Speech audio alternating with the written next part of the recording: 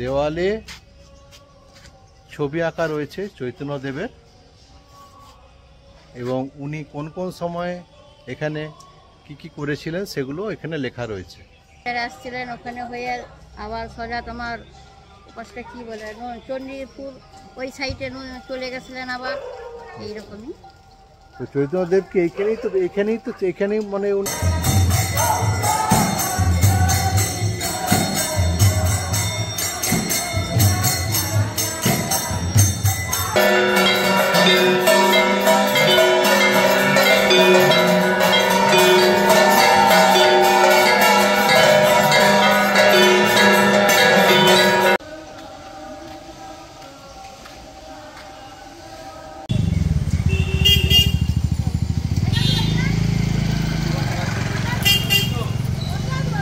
আমরা এখন দাঁড়িয়ে আছি শ্রী শ্রী গৌরাঙ্গ মহাপ্রভুজির মন্দিরের সামনে। তো এবার আমরা প্রবেশ করব।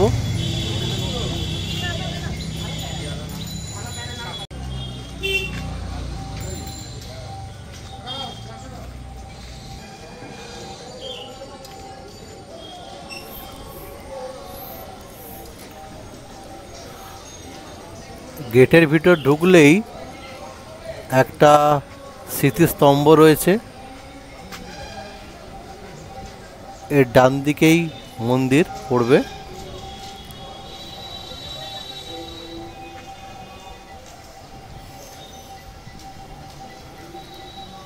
এটি মেন মন্দিরের গেট।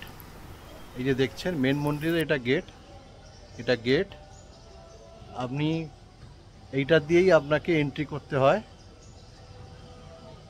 আপনারা আসতে হলে এখানে হাওড়া স্টেশন থেকে আপনি ট্রেনে যদি আসেন, তাহলে যদি হলদিয়া লোকাল, দীঘা লোকাল ধরে আসেন, তাহলে তমলুক স্টেশনে নামতে হবে, এবং তমলুক স্টেশনে নামার পর আপনাকে টোটো করে এই মহাপ্রভু মন্দিরে বললে ওরা নামিয়ে দেবে, 10 টাকা ভাড়া নেয়।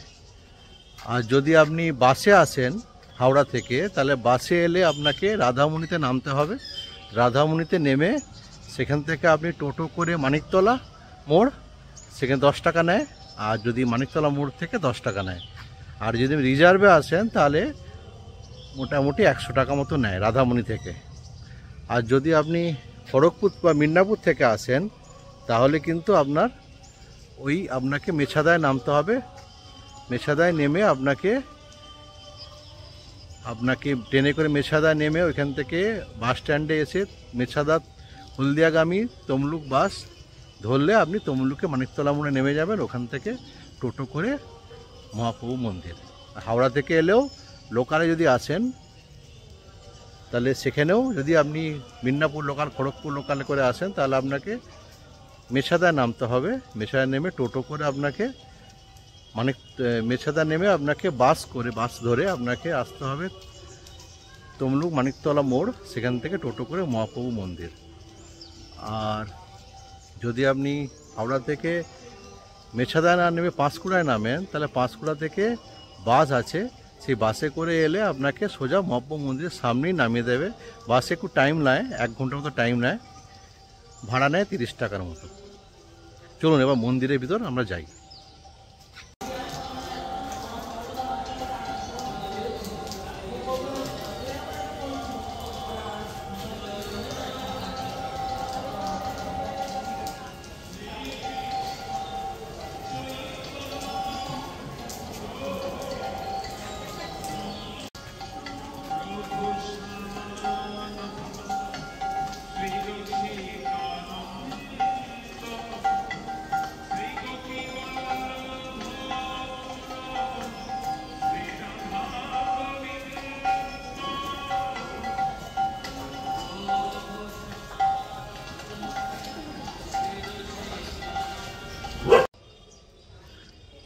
আমরা এখন দাঁড়িয়ে আছি শ্রী চৈতন্য মহাপ্রভু মন্দিরে।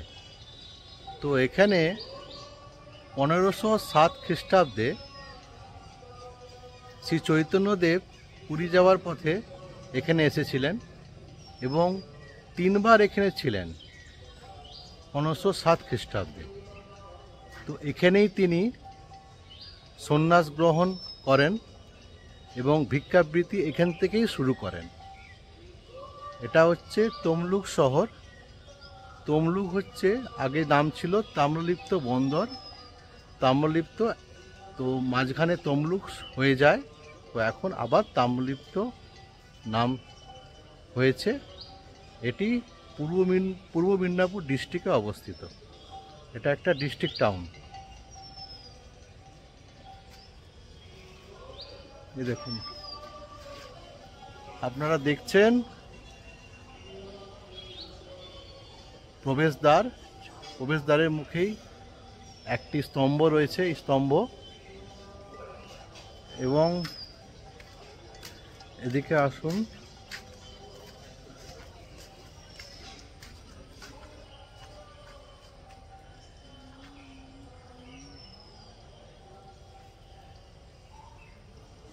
এখানে আপনি দেখতে পাচ্ছেন 1 2 3 4 8টি শিব মন্দির রয়েছে। এখানে 8টি শিব মন্দির রয়েছে। তো এই এবং এখানে দেওয়ালে ছবি আঁকা রয়েছে চৈতন্যদেবের, এবং উনি কোন কোন সময়ে এখানে কি কি করেছিলেন সেগুলো এখানে লেখা রয়েছে।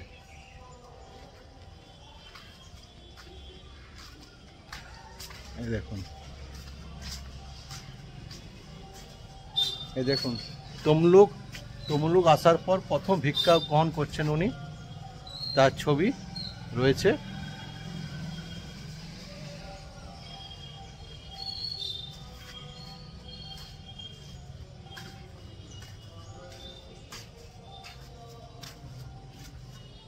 এই দেখুন, দেয়ালে সব ছবি আঁকা রয়েছে। চলুন এবার আমরা একটু মেন মন্দিরের দিকে যাই।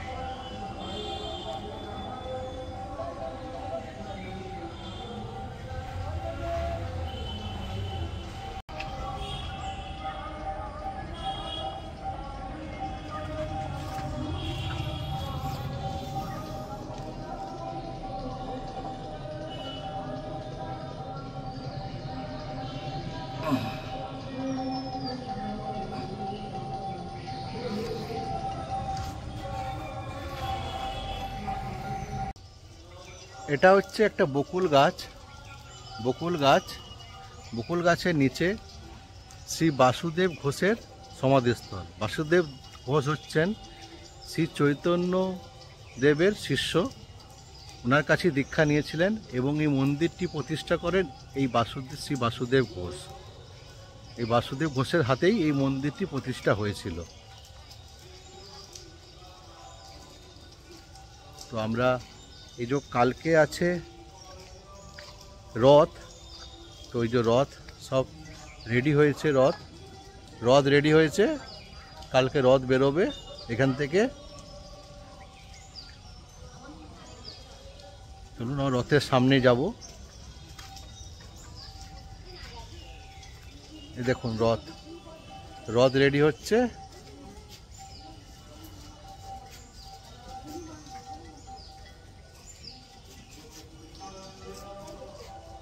তো চলুন আমরা এবার একটু মন্দিরের ভিতরে যাব। আজকে মন্দিরে, কালকে যেহেতু রথ, তো আজকে রয়েছে গণ্ডিকা মার্জন। তো পুরীর রথের সাথে এখানে আমাদের তমলুকে রথের পরিবর্তন একটু রয়েছে। এখানে জগন্নাথ দেবকে সকাল সকালই রথে বসিয়ে দেওয়া হয়। এই রথ রয়েছে, 3টে রথ এখানে বসিয়ে দেওয়া হয় যাতে ভক্তরা দর্শন করতে পারে, পুজো করতে পারেন। তারপর বিকালে রথ টানা শুরু হয়। পুরীতে যেটা হয় সেটা তো আপনারা জানেন নিশ্চয়ই, যে জগন্নাথ দেবকে রথ টানা ঠিক আগেই জগন্নাথ দেবকে রথে বসানো হয়, তারপর রথ টানা হয়। কিন্তু এখানে নিয়মটা একটু অন্য। তো এখানে 3টে বিগ্রহ রয়েছে, শ্রী গৌরাঙ্গ, শ্রীকৃষ্ণ এবং শ্রী জগন্নাথ। এই 3টি বিগ্রহ রয়েছে। এই 3টি বিগ্রহ কালকে এই রথে বসে রথ চালানো হবে। চলুন মন্দিরের ভিতরে একটু যাই।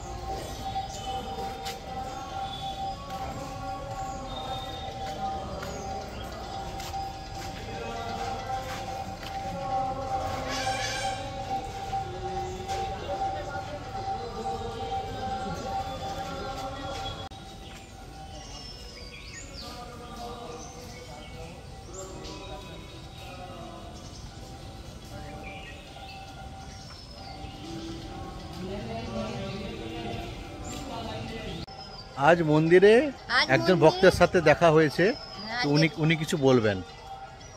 আজকে আমরা মন্দিরে গঙ্গার ঘাটে যাব। সেখান থেকে গঙ্গার ঘাট থেকে গঙ্গা জল তুলে এনে আমরা রাজবাড়ি যাব। রাজবাড়িতে গিয়ে ওখানে মন্দিরে মার্জন করা হবে। বছরে একবার বাবা যান, সেটা সব পরিষ্কার করে ধোয়া টোয়া করে পরিষ্কার করে কালকে জগন্নাথ বাবা মাসি বাড়ি যাবে। সেখান থেকে ওখানে থাকবে 1 সপ্তাহ, তারপরে আবার ফিরে আসবে। আজকে কোনো অনুষ্ঠান রয়েছে? আর সন্ধ্যাবেলা অনুষ্ঠান বলতে তো এমনি সবসময় কীর্তন গান ভাগবত সবসময় মন্দিরে হচ্ছে। আচ্ছা, আর মন্দিরে কি বিগ্রহ রয়েছে? এখানে মন্দিরে মহাপ্রভু শ্যামচাঁদ, মহাপ্রভু জগন্নাথ, ওনাদের বিগ্রহ এখানে আছেন। তারপরে বাসুদেব ঠাকুর আছেন এখানে।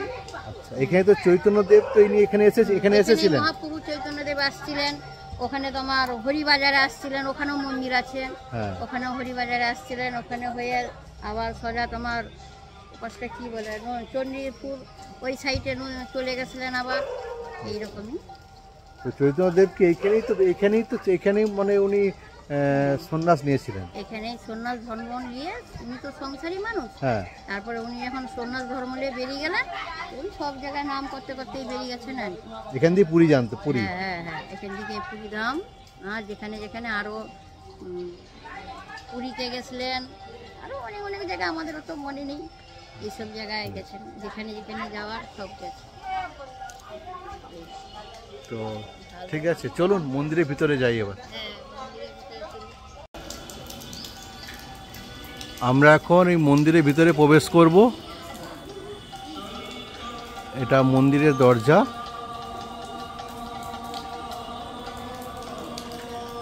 চলুন।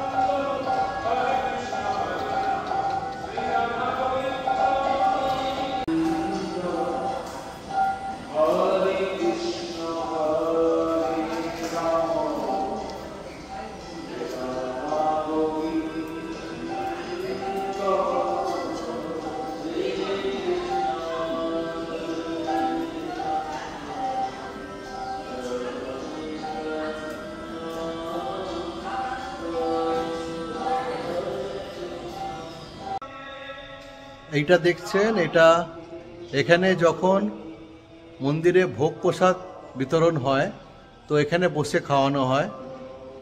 এটা তার জায়গা। প্রত্যেক একাদশীতে এখানে ভোগ প্রসাদ সন্ধ্যেবেলা খাওয়ানো হয়। যারা এই মন্দিরে আসেন এবং প্রত্যেক একাদশীতে এখানে গীতা পাঠ হয় এবং ভগবানকে নিয়ে কোনো না কোনো গল্প এখানে আলোচনা হয়।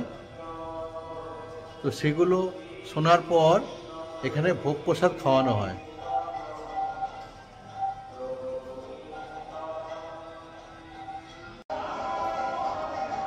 এখন মন্দির বন্ধ আছে। তো এই যে শ্রী মহাপ্রভুর বিগ্রহ, এখানে শ্রী গৌরাঙ্গ, শ্রীকৃষ্ণ, শ্রী জগন্নাথের বিগ্রহ রয়েছে, আপনারা দেখতে পাচ্ছেন। একটু পরে মন্দির খুলবে, সকালে পুজো হয়ে গেছে। চলুন এবার একটু ভিতরটা দেখে নিই। মন্দির খুলে গেছে, এবার আরতি হবে।